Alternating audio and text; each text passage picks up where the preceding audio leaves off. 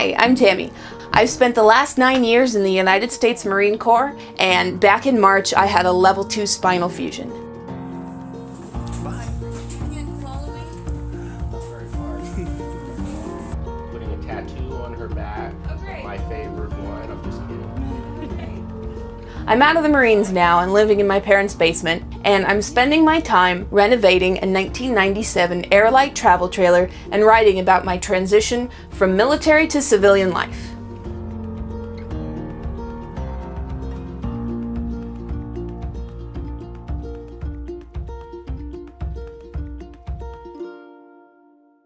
So, good news and bad news.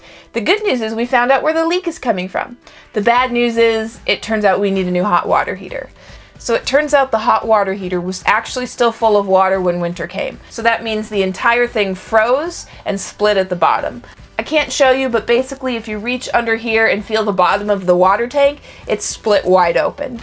So it's too bad that we have to buy a new hot water heater, but I'm still glad that we found out where the leak was coming from. But now we have to deal with the damaged floor. So when we had the leak, the structure of the floor was compromised. Basically, anytime you walked over this section, the flooring was very soft underneath your feet. Now, an entire floor rebuild is a project that we're just not able to take on. Basically, what you have to do is you have to jack the trailer up, take out the entire thing, and then rebuild the floor from scratch. We don't really have the capability to do that. But fortunately, it's really only this one spot that's a problem, and we think we found a solution. Of course, Papa Heinlein came out to help me today. So what we did was we basically built a reinforced bar underneath the flooring. Before I get into the details, please make sure that anytime you are using power tools that you wear proper safety equipment. This means gloves, goggles, no loose-fitting clothing, basically everything you're not going to see in the next 2 minutes. So what we did first is we jacked up the trailer, took measurements, and we trimmed a metal bar from left to right the width of the trailer.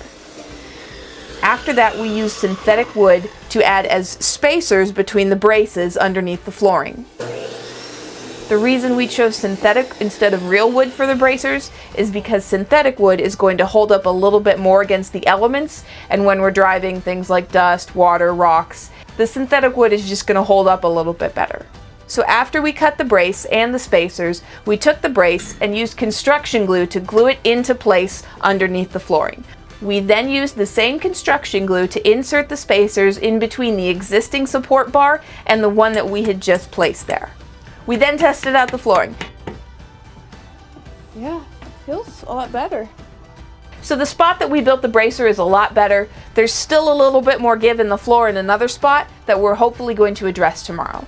Thanks for watching today. If you want to follow the project, please subscribe to my channel. If you have any tips, just put them in the comments below. And if you're a little confused, just go back to the first episode.